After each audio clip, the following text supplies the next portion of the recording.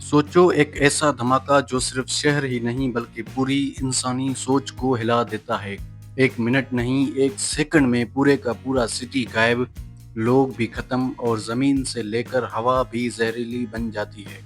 आज की इस वीडियो में हम समझेंगे कि न्यूक्लियर वेपन असल में क्या करता है, इसका इंसानी जिंदगी पर कितना असर होता है और सबसे इम्पोर्टेंट, जापान के वो सिटीज जिस पर न्यूक्लियर अटैक हुआ था वो आज कैसे हैं।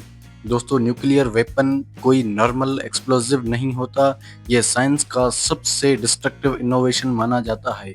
ये एक्सप्लोड होता है तो तीन चीज़ें एक ही दम में होती हैं। Number one, blast wave. एक ऐसी शॉक वेव जो बिल्डिंग्स को गिरा देती है, शहरों को रेगिस्तान में बदल देती है और हर चीज़ को डिस्ट्रॉय कर देती है। Number two, extreme heat. इतनी ज़्यादा गर्मी कि टेम्परेचर 3000 डिग्री से भी ज़्यादा चला जाता है। Number three, radiation. ये सबसे डेंजरस चीज़ होती है, नज़रों से नज़र ही नहीं आती लेकिन बॉडी को अंदर से डैमेज करती है और लॉन्ग टर्म डिजीज रिस्क बढ़ा देती है। जी दोस्तों, ये वाकया है 1945 का, जिस टाइम दुनिया सोच रही थी कि वर्ल्ड वॉर 2 तो बस ख़त्म होने वाली है, लेकिन दुनिया ने कुछ और ही देखा। एक ऐसा वक्त देखा जो कभी भूलने वाला ही नहीं। ये वो वक्त था जब अमेरिका ने जापान पर न्यूक्लियर वेपन यूज़ किए, एक जापान के शहर हिरोशिमा और दूसरा नागासाकी में। तो फिर नतीजा क्या हुआ? कुछ ही सेकंड में शहर तबाह, लाखों लोग फौरन ही अपनी जिंदगी खो बैठे, कई लोग सर्वभंश का शिकार हो गए और रेडिएशन ने तो जमीन को ही जहरीला बना दिया। जो लोग बच गए उनकी ज़िंदगी मौत से भी ज़्यादा ख़राब थी। लेकिन यहाँ सबसे इम्पोर्टेंट बात ये है कि न्यूक्लियर अटैक सिर्फ उस टाइम इतना डेंजरस नहीं होता, बल्कि इसके असरात सालों तक चलते हैं। उस ज़मीन पर ना कोई फसल होता है, ना कोई ज़िंदगी, और उस एरिया का पानी भी कई सालों तक जहर बन जाता है।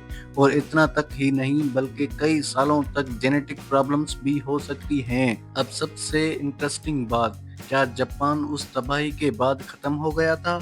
जवाब है नहीं। जापान ने दुनिया को हैरान कर दिया। आज का जापान दुनिया की एडवांस इकोनॉमीज में से एक है एंड टेक्नोलॉजी और रोबोटिक्स में तो लीडर है। वो सिटीज अब क्लियर और मॉडर्न बन चुके हैं, स्ट्रॉन्ग डिसिप्लिन और एजुकेशन सिस्टम बन चुका है।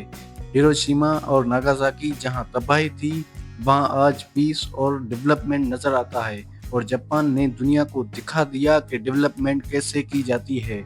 जी हाँ दोस्तों, सिटीज रीबिल्ड हो गए हैं, टेक्नोलॉजीज पहले से भी ज्यादा है, लेकिन जंग में सबसे ज्यादा नुकसान इंसान जात का होता है।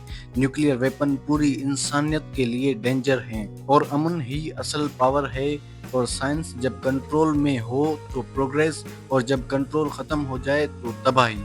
आज भी दुनिया में न्यूक्लियर वेपन्स एग्जिस्ट करते हैं, लेकिन हिरोशिमा और नागासाकी हमें याद दिलाते हैं कि इंसान अगर अपनी सोच को कंट्रोल ना करे तो सब कुछ खत्म हो सकता है। ये था आज का वीडियो YMK की तरफ से। अगर वीडियो इन्फॉर्मेटिव लगे तो लाइक और सब्सक्राइब ज़रूर करें और कमेंट में अपनी राय ज़रूर दें।